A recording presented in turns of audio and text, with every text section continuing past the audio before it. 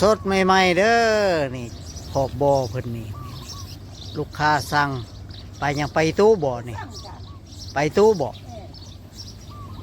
จะกิโลตัวนี้2 โลครึ่งไปตู้กับกิโลละ150คือกันเด้อพี่น้องเด้อหากลูกค้าสั่งเลยเด้อไปตู้มีจักตัวไปตู้ยังอีกตัวหนึงเพิ่นว่ามีอยู่2 ตัว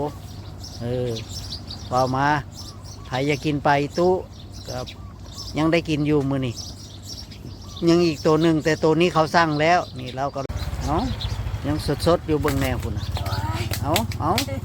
โอ้มันหายยายหลอดขนาดหายยายหลอดขนาด